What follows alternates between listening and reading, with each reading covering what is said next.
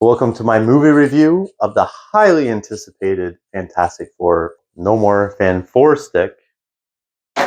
We're on to Fantastic Four First Steps. This review is going to be full of spoilers. So you've been warned. I'm going to be talking in depth about this movie. So we open and we find out that this takes place on Earth 828, which later on in the movie you find out August 28th, Jack Kirby's birthday, which is kind of a cool little connection they made to choose that number, as Jack Kirby, of course, is co-creator for Fantastic Four. So this movie, Fantastic Four First Steps, is the highly anticipated debut of the Fantastic Four joining the MCU finally. The first family is back with Marvel, and maybe, I guess, the fourth time is the charm. They finally did them right. I like the first Fantastic Four movie from 2005. That one is very 2000s, but I enjoyed it, especially when I was a kid. Rise of the Silver Surfer had a lot of problems, and then that one, and Four Stick, trash. So this time around, it's directed by Matt Shakman, who last directed the WandaVision series for Disney Plus, which to this day is still the best MCU series on Disney Plus. And we have Vanessa Kirby as Sue Storm, Invisible Woman, Joseph Quinn as Johnny Storm, Human Torch, and Eben Moss-Backrack as the Thing, Ben Grimm. And we have Pedro Pascal, who's in everything. Did you know, since 2020, Pedro Pascal, this is his 12th movie that he's been in. Plus, he's been in Mandalorian, and he's been in The Last of Us. The guy needs a vacation. That was one thing I really loved about this movie, was the cast had amazing chemistry, and everybody played their part perfectly, in my opinion. Which the cast is definitely the highlight of the movie, as the way that they interact with each other is the thing you take away most, that they just feel like a family. And it doesn't take place in the current MCU universe, which is Earth 626.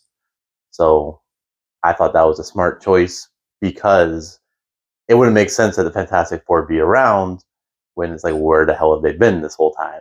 So we cut to the backstory of the Fantastic Four and learn that they've been the Fantastic Four for 4 years, since they went to space and got their powers from the cosmic rays. And then we kind of get like this montage through this talk show that's about the interview Fantastic Four, of them fighting famous villains from the Fantastic Four comics, and which I wish they showed an expansion on that. I wish we actually got to see some of that play out, and not just like a 5-second clip of each one being defeated.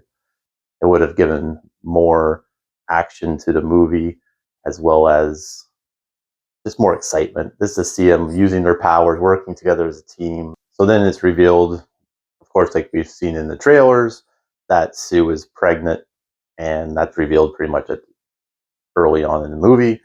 And Reed is very concerned about this because of their exposure to cosmic rays, and if that's going to affect their newborn child. So a few months go by, and now Sue is very pregnant, and that's when we have the Silver Surfer arrive, Shala Ball, who is the woman female surfer from the comics.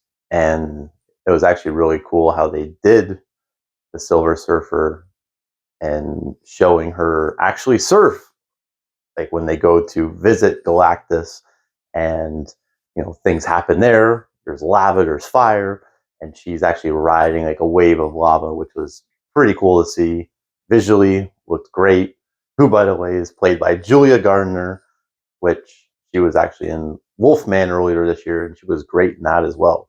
And she kind of killed it in this role. She definitely could have been in this movie a little bit more. I think it would have benefited the movie overall, even though I think most people would have preferred to see Norrin Rad, who's the guy Silver Surfer. And I guess they're using him maybe in a future film, or maybe he's going to be the Silver Surfer 626 universe. Who knows? We'll see what happens.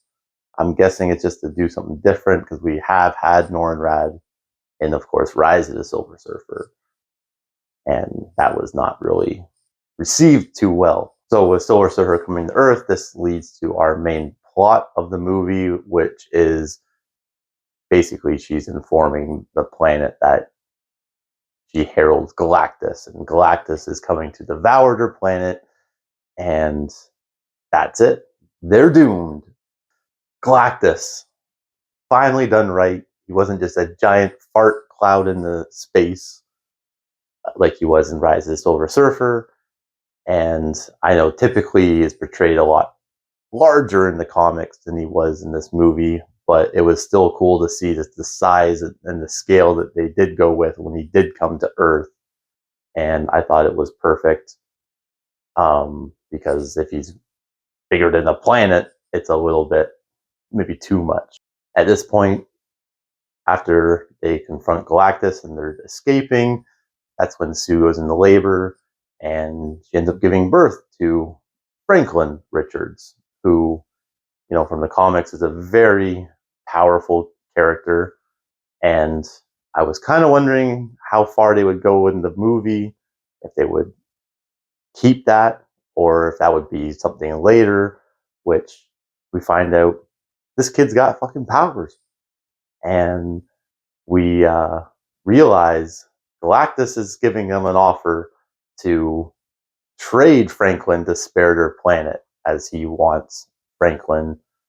And when they tell the people of Earth when they get back home, they're just like, well, what are you going to do?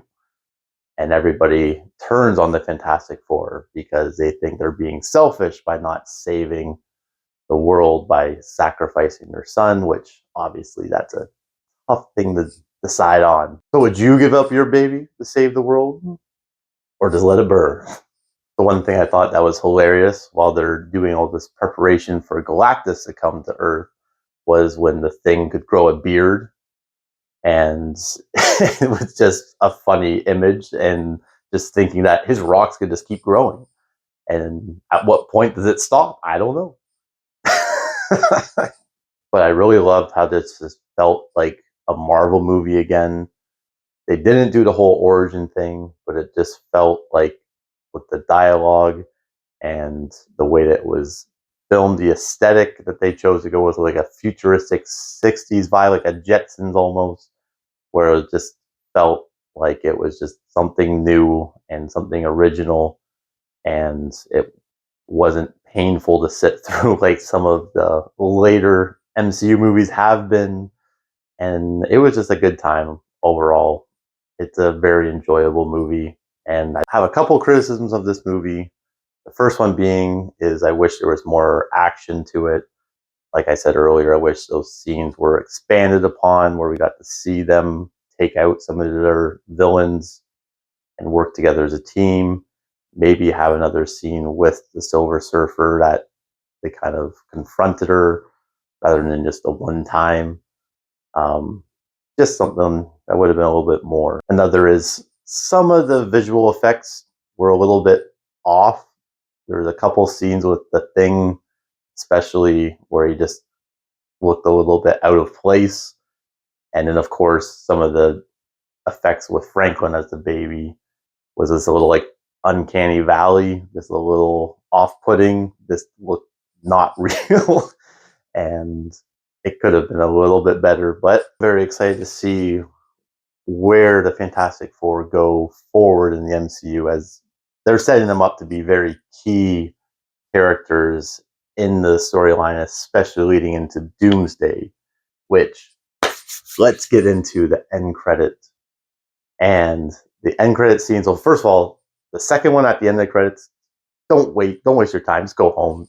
It's bullshit. The first one, the mid-credit scene, you have Sue Storm. She's reading a book. 4 years have gone by. I should mention that. 4 years have gone by. She's reading to Franklin, and she goes to get another book. And as she comes back, you hear a faint whoosh sound, and you're like, what the hell was that? And as she's coming around, she's got her force field ready to go, and sure enough, you see Franklin looking at someone, and he is holding his hand up, touching the face, and it's just a green cloaked, hooded figure, and he's holding his Doctor Doom mask. I'm getting chills talking about it, okay? Like, it's just exciting shit because Doomsday is happening next year, and very much looking forward to that movie. My girlfriend says I talk about movies way too much. As you can tell, I have a problem I'm looking forward to owning one day and putting into the collection. So I want to hear your thoughts. Comments down below. What did you think of Fantastic Four First Steps? Were you happy about the way MCU treated Marvel's first family? Did you enjoy the last three attempts of making the Fantastic Four movies? Like I said, I enjoyed the first one, 2005. The last two were very much disappointing. Definitely go check it out. I don't know why you watched this, because you had spoiled the shit out of the movie for you. But anyway, I hope you enjoyed my review, and don't forget to like, share, do all that fun stuff. And yeah, hopefully I'll see you at the next review. Bye.